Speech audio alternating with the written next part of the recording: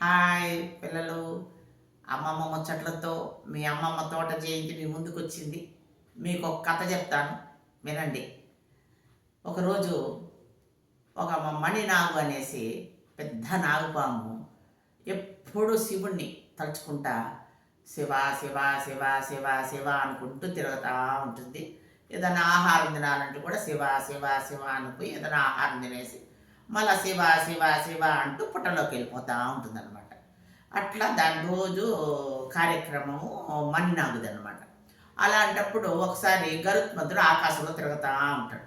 తిరుగుతూ ఉంటే గరుత్మంతుడికి మణినాగులు అంటే భలే ఇష్టం అన్నమాట. దానికి చాలా ఆహారం మణినాగులు తినాలంటే చాలా ఇష్టం దానికి గరుత్మంతుడికి.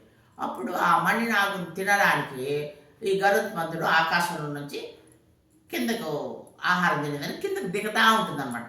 దిగేటప్పుడు ఆయన మన శివయ్యకి తెలియదా ప్రతి ఒక్కటి భగవంతుడు ఆ పరమేశ్వరుడికి శివయ్యకి తెలుస్తుందన్నమాట.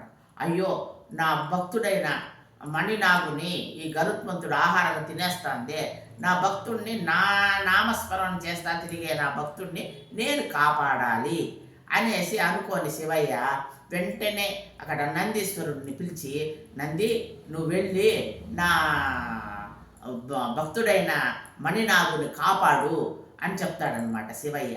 చెప్పినప్పుడు నందీశ్వరుడు వండుకొని, స్వామి నేను పోయి దాన్ని కాపాడేదానికన్నా మన గరుత్మంతుడికి ఉన్న మన మహావిష్ణువు పోయి చెప్తే ఆయన ఒక్క మాట చెప్తే అది వింటుంది, నేను పోయి మహావిష్ణువు చెప్తాను నా తండ్రి అనేసి అంటాడనమాట నందీశ్వరుడు. అప్పుడు నందీశ్వరుడు ఆ మాట అంటాను, అయితే వెళ్ళి మహావిష్ణువుకి నేను చెప్పినానని చెప్పు, నా భక్తుడిని కాపాడమని చెప్పు అని చెప్తాడు శివయ్య. అప్పుడు ఈ నందీశ్వరుడు వెళ్ళి మహావిష్ణువుతో, స్వామి ఈ మార శివాజ్ఞ, శివయ్య నన్ను పంపించినాడు, గరుత్మంతుడు మన శివయ్య భక్తుడైన మణినాగుని తినేదానికి ఆహారం తినేదానికి వెళ్తా అన్నాడు, కాబట్టి మిమ్మల్ని కాపాడమని చెప్పినాడు శివయ్య అని చెప్పి నందీశ్వరుడు చెప్తాడు మహావిష్ణువుతో. అప్పుడు మహావిష్ణువు వండుకొని, అయ్యో శివాజ్ఞది, నేను తప్పకుండా కాపాడుతానని చెప్పి వెంటనే గరుత్మంత ఆగు, నువ్వు మణినాగుని తినేదానికి వీలు లేదు అనేసి మహావిష్ణువు చెప్తాడనమాట.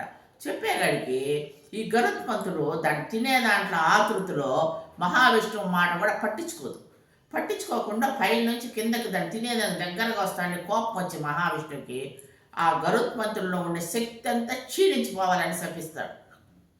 అప్పుడు ఆ గరుత్మంతుడిలో ఉండే శక్తి అంతా క్షీణించిపోయి స్వచ్ఛగా అయిపోయి కింద నేలపైన పడిపోతుంది. అప్పుడు శివాజ్ఞ లేదే చీమైనా పుట్టదు గరుత్మంత, ఆయన ఆజ్ఞను మనం ధిక్కరిస్తే ఎట్లా అని చెప్పి ఆ మాట చెప్పినాక గరుత్మంతుడు, స్వామి నా తప్పు క్షమించు, ఇంక మీట నేను శివాజ్ఞను ధిక్కరించననే గాడికి సరే అనేసి అంటాడు. ఈ ఈ మణినాగు శివయ్య శివ శివ శివ శివ అనుకుంటా పోయి ఆహారం తినింది, దీనికి ఏమీ తెలియదు, శివ శివ శివ అంటూ పుట్టలోకి దూరేసిందనమాట. ఆ విధంగా శివయ్య తన భక్తుడైన మణినాగుని కాపాడతాడు. దీంట్లో అర్థమేమి?